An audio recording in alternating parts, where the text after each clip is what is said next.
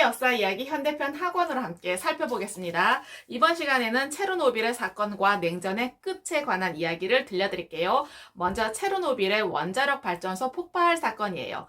1986년 4월 26일 새벽에요. 폭발 소리가 소련의 체르노빌시를 뒤흔들었어요. 이곳은 지금의 우크라이나에 속해 있는 도시예요. 1991년에 우크라이나는요, 소련에서 독립을 했어요. 폭발은 발전소에서 일어나는데 사고 현장에서 31명이 사망을 했어요. 그리고 그 주변에 살고 있었던 주민들 중에요. 13만 5천 명이 당장 위험에 처했고요. 또 다른 40만 명이요. 평생 후유증으로 고생을 했어요. 그런데 왜 이런 끔찍한 일이 터진 걸까요? 체르노빌의 발전소는요. 원자력 발전소였어요. 원자로의 4개 중에 하나가 폭발을 한 거였는데요. 역사상 최악의 원자력 사고였어요. 이 사고를 체르노빌 사건이라고 불러요. 1940년대로 거슬러 올라가게 되면 미국의 과학자들은요, 독일의 나치스가 원자폭탄을 만들어내기 전에 먼저 만들고 싶어 했어요. 그때 과학자들이 한 가지 사실을 발견을 해냈는데, 우라늄 같이 무거운 원자의 핵이 둘러 쪼개질 때는요, 엄청난 에너지가 발생한다는 사실이었어요. 바로 핵분열이라고 하는데요. 이 현상을 이용해서 원자폭탄을 만들 수 있겠다고 생각했어요. 과학자들은 더 좋은 무기를 만들어내기 위해 핵분열 연구를 계속했어요.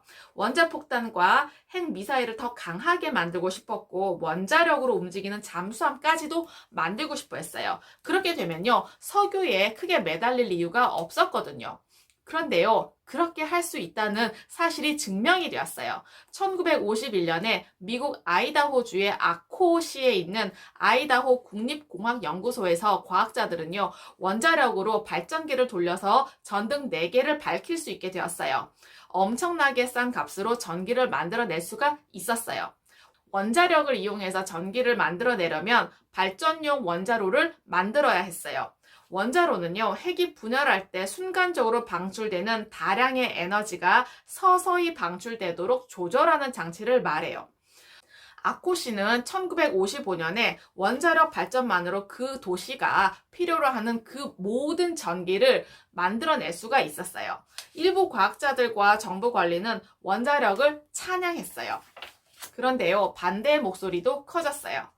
아이젠하워 미국 대통령은 이 문제에 대해서 유엔 총회에서 연설을 했는데요. 그 제목은 원자력의 평화적 이용이었어요. 원자력이라고 하면 사람들은 원자폭탄을 떠올리지만 그게 전부가 아니라 유익하게 사용할 수도 있다고 믿었어요. 핵무기는 대단히 위험하다고 말문을 열었어요. 그런데 값싸게 전기를 생산하기 때문에 매우 유익하다고도 이야기했어요. 원자력은요, 엄청난 위험을 안고 있는데 그 이유는 바로 방사능 때문이에요. 핵 반응 때 나오는 아주 작은 알갱이, 그리고 알파선, 감마선, 베타선, 그리고 X선 이런 것들을 방사선이라고 해요. 우리가 엑스레이 촬영을 받은 적이 있잖아요. 그 X선 검사 때 우리 몸을 통과하는 게 바로 방사선인데요. 아주 작은 양이기 때문에 전혀 해는 되지 않아요. 그렇지만은 원자폭탄이 터질 때나 원자로에서 흘러나오는 그 방사선은 인공 방사선이기 때문에 무척 위험해요. 일본 히로시마나 나가사키에 원자폭탄이 떨어졌을 때 즉시 죽지 않았던 수많은 사람들은요, 몇 년 뒤에 죽기도 했고요. 평생 암이나 다른 질병으로 고생했어요. 원자력 발전소에 대해서 걱정을 안 하려고 해도 안 할 수가 없었어요. 원자로가 정상적으로 잘 돌아가면 안전하고 유용할 수 있지만 사실은 그렇지만도 않았어요. 1979년 3월 28일에 미국 역사상 가장 끔찍한 원자력 발전 사고가 일어났어요. 미국에 있는 펜실베니아주의 3마일 섬에서 일어났는데요. 이곳에 원자력 발전소가 있었어요. 원자로가 말썽을 부렸는데 원자로는요, 너무 뜨겁기 때문에 너무나 뜨거워지지 않도록 펌프로 냉각액을 돌려서 잘 식혀주어야 해요. 그런데 이 냉각액을 돌리는 그 자동 펌프가 이날 새벽에 덜컥 고장이 났어요. 발전소 직원들에게 긴급 대피령을 내렸고 주변의 주민들에게도 긴급 대피령을 내렸어요. 다행히도 죽거나 후유증을 앓은 사람은 없었지만요. 이 사건은요, 사고 현장의 주변이나 다른 원자력 발전소 주변의 사람들의 공포, 분노를 일으켰어요. 소련 체르노빌에서는요, 4개의 원자로 중에 하나가 아예 폭발을 해서 방사능 물질을 왕창 쏟아냈는데 이 방사능 물질이 바람을 타고 소련 전 지역으로 퍼져나갔어요. 대기의 방사능 수치는 너무나 위험한 수준이었고 당장 6만 명의 사람들이 방사능에 노출이 되어서 암에 걸릴 지경이었어요. 게다가 주변의 동물들까지도 기형의 새끼를 낳게 된 거죠. 핵이 폭발할 때 핵 분열로 생기는 그 먼지를 낙진이라고 하는데요. 이 낙진이 유럽 전 지역에 퍼지게 되었어요. 폴란드, 스웨덴까지 날아갔기 때문에 그로 인해서 병에 걸린 동물들과 사람도 있었어요. 사고 현장의 주변 땅과 지하수는요, 지금도 온통 방사능에 오염되어 있어요. 앞으로 수천 년간 아무도 살 수가 없는 땅이 되어버렸어요. 거기에서 방사능 물질이 계속 흘러나왔어요. 그래서 결국에는요, 두꺼운 콘크리트와 강철로 이 원자로를 덮어버리기로 결정을 했어요. 원자력 이용에 반대하는 반핵 운동이 거세게 일어났어요. 이 끔찍한 사건을 겪고도 아직 많은 나라에서는요, 원자력 발전에 매달리고 있어요. 오늘날 전 세계의 전기 생산량의 5분의 1을 이 원자력 발전이 차지하고 있어요. 대부분의 과학자들은 아직도 원자력 발전소는 안전합니다 라고 주장하고 있습니다. 미국과 소련의 냉전은 제2차 세계대전이 끝난 뒤 두 나라의 모든 행보에 영향을 미쳤어요. 1980년대에 들어와서 냉전이 끝날 조짐이 보였어요. 그 주인공은요, 고르바초프 소련 공산당 서기장, 그리고 미국의 로널드 레이건 대통령이었어요. 특이한 구석이 있는 인물들이었는데요. 고르바초프의 경우는요, 선천적으로 모반을 타고났어요. 그러다 보니까 오른쪽 이마에 붓으로 그려놓은 것 같은 그 얼룩이 있는 사람이었고요. 레이건은 영화배우 출신의 대통령이었어요. 그래서 그가 맡았던 주인공 중에는요, 조지 지프라고 하는 미식축구 영웅이 있었는데 그래서 별명이 지프라고 붙게 되었어요. 해빙의 고삐를 먼저 당긴 사람은요, 고르바초프였어요. 1985년에 소련의 최고 지도자가 되었는데요. 개혁이라고 하는 놀라운 정책을 폈어요. 경제 분야에서 정부가 땅을 소유하고 은행을 운영하는 그 방식이 크게 바뀌게 되었어요. 러시아 혁명 이후에 소련은요, 은행이나 회사나 공장은 대부분 정부가 소유하고 있었어요.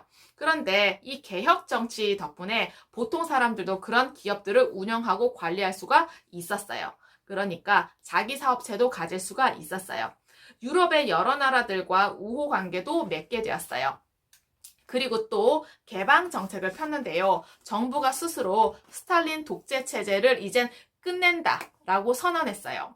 이 개방 정책이 실행되면서 소련 국민들은요, 자신의 의견이나 생각이나 글을 자유롭게 말과 글로 표현할 수 있게 되었어요. 레이건은 이런 소련의 변화를 눈여겨보고 있었어요. 그러면서 친구가 되어도 되겠다라고 생각했죠. 서로 앙숙으로 지내온 지가 벌써 40년이 지났어요. 게다가 서로 핵무기로 단단히 무장을 하고 있었어요. 그래서 레이건은요, 냉전이 끝낼 수 있는 그 열쇠는 두 나라의 무기 협상에 달려있다고 생각했어요. 레이건과 고르바초프 모두 제3차 대전은 상상하지도 않았거든요. 지금 두 나라가 가지고 있는 핵무기의 위력은요, 옛날과 비교도 안 될 정도로 엄청나게 강해지고 위험한 상황이었어요. 레이건은 이 문제를 풀기로 결심을 했어요.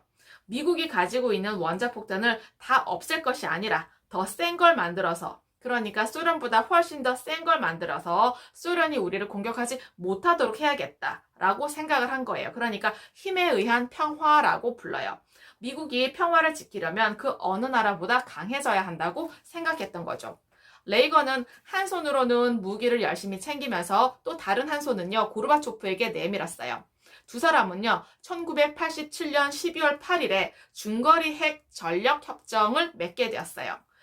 두 나라가 갖고 있었던 핵미사일 중에서 중거리 탄도미사일과 단거리 탄도미사일은 다 없애자는 내용이었어요. 중거리 탄도미사일은요, 사정거리가 1000km에서 5500km였어요. 그리고 단거리 탄도미사일은요, 사정거리가 500km에서 1000km에 해당하는 미사일들을 말해요. 개혁과 개방, 그리고 중거리 핵 전력 협정 덕분에 냉전은 얼음 녹듯 녹게 되었어요.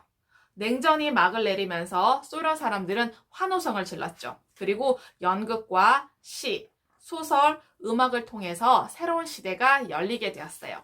미국 사람들도 냉전이 끝난 기쁨을 노래했어요.